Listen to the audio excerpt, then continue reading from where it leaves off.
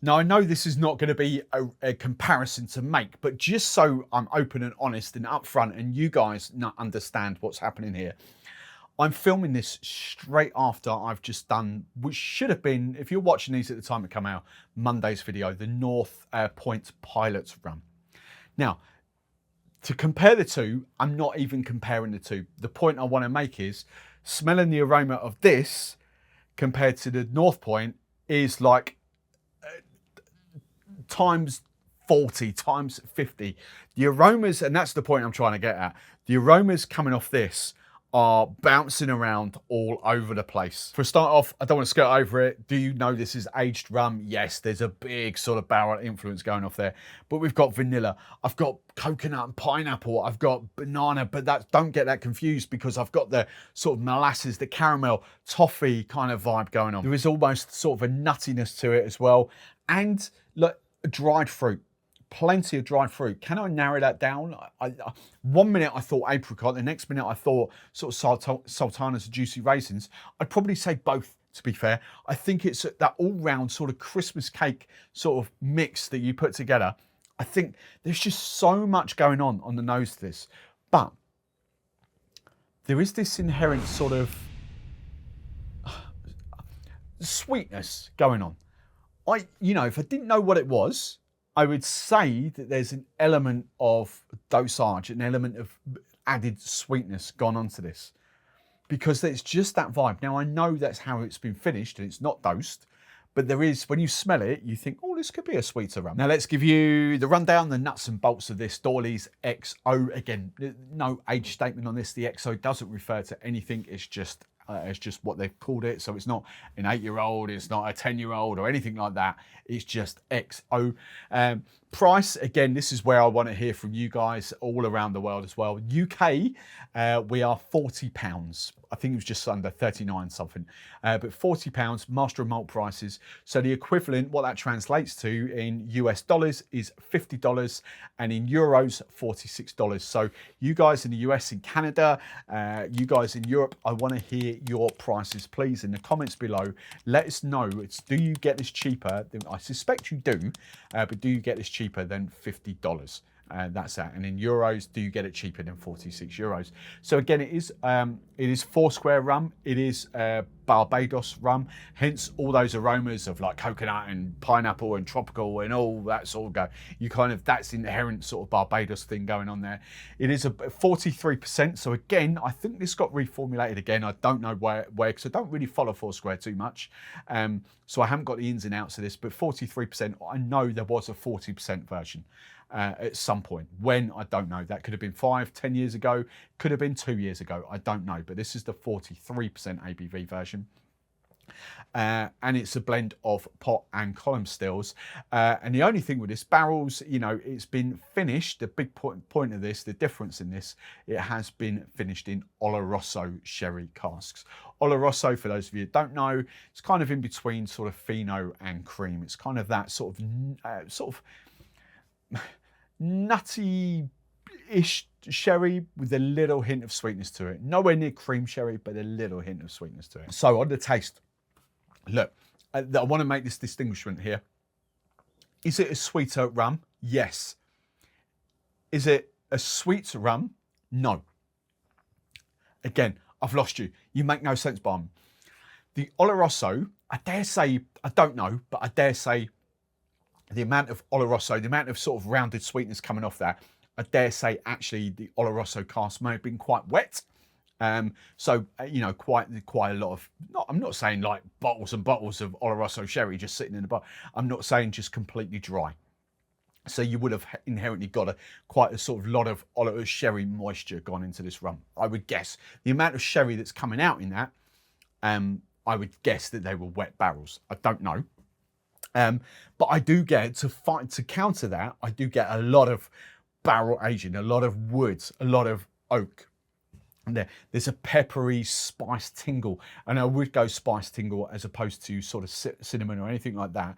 I kind of get that sort of vibe coming from that long barrel aged vibes. But what that sherry does is kind of give you, actually there's a bit of vanilla there now. That sherry kind of gives you all kinds of different sort of dried fruit, stone fruit. Probably not so much apricot, but more dates, more prunes. Definitely that kind of vibe. Definitely the sultanas and raisins, that kind of vibe, that's in there. I wouldn't say I get the Barbados kind of vibe, like pineapple, banana. I don't really get off that, because I think the barrel aging, I do think, overshadows that sort of tropical fruit side of it. But as I run my tongue around my gums and it sort of finishes, it's quite a lengthy finish on it too. Of course, you know, this is quality rum. At the end of the day, this is absolute quality rum.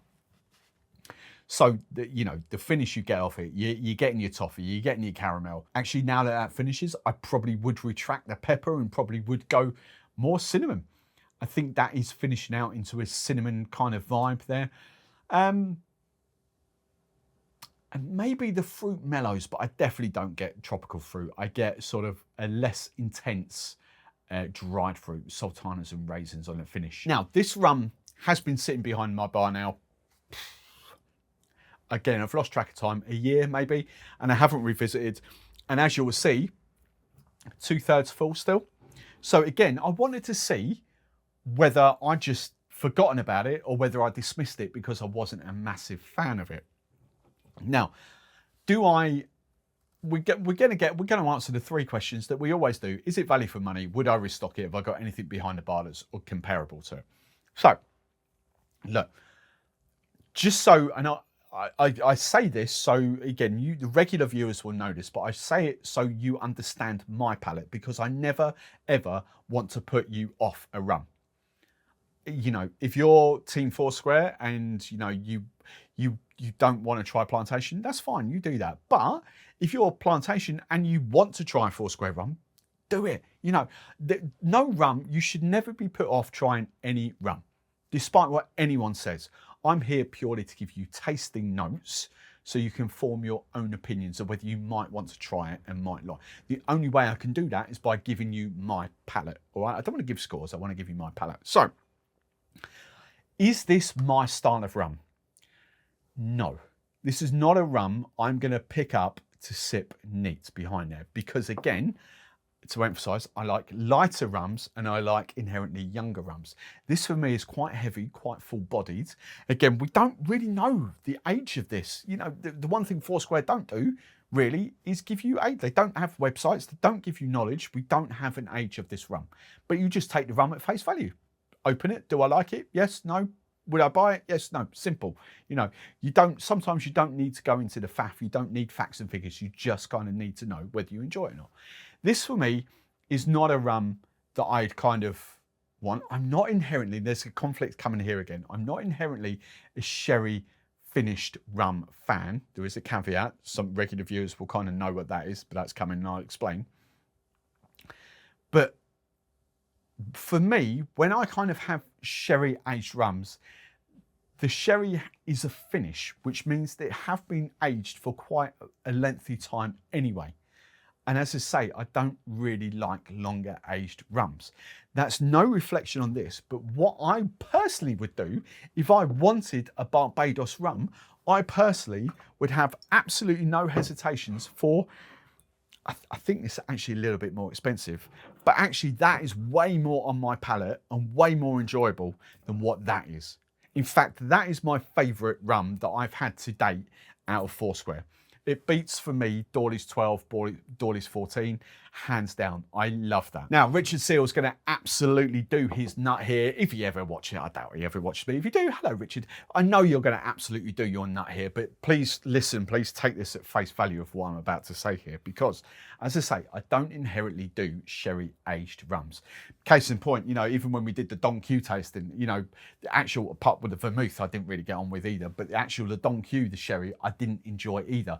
I'm not a massive fan, I'm not going to get it, but I forget what it's called now, the 5+5. What's it actually called? Dos Madeiros, there we go, the 5+5. I'm not actually a massive fan of that, but that is a damn sight sweeter. My personal thing, so, right, let's get into the nuts and bolts.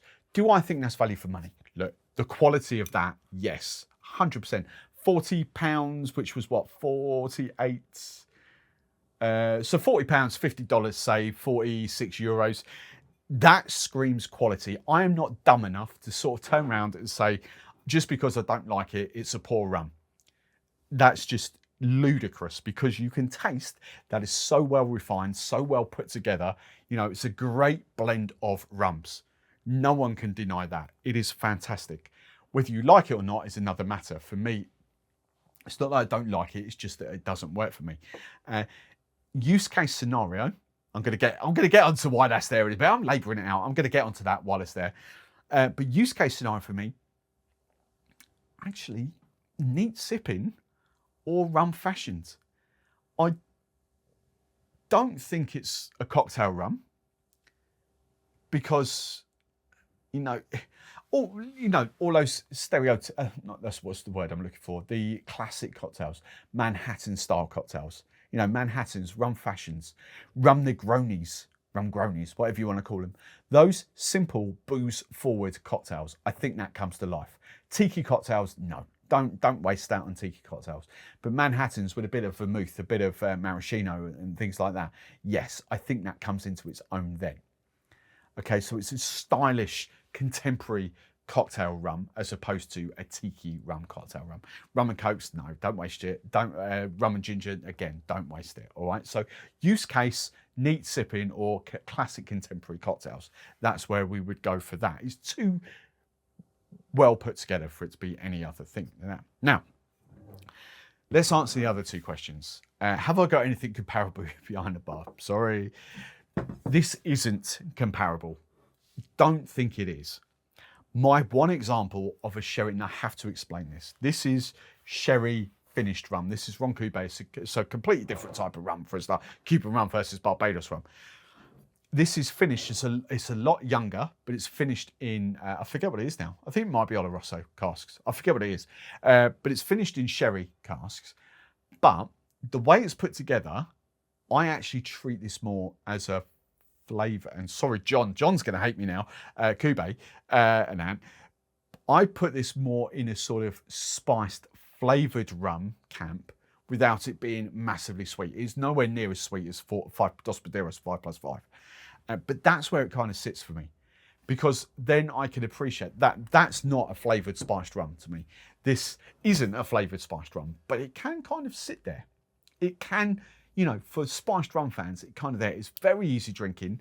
It's not overly sweet, but it's got a little touch of playfulness to it. You know, rum and cokes, rum and ginger ales, absolutely lovely. Cocktails, you know, absolutely lovely in that. It is. So that, hopefully you understand my distinction there. So do I restock that? No, because if I want a neat sipper from Barbados, I go RL Seal 10. But do I restock that? Yes, but it's a very different use case scenario to what that would be. I hope you understand that. I hope no one's offended by that. Please, I'm trying to be honest here. Hopefully you understood what I mean there. I mean, it is delicious. It is. It's a one rum, a one drink at the end of the night, hard day's work, cigar, for those of you who smoke cigars, it's that type of rum, as opposed to what I like, easygoing, easy sort of session rums, white unaged rums as well. I like that style. This for me is a bit more involved.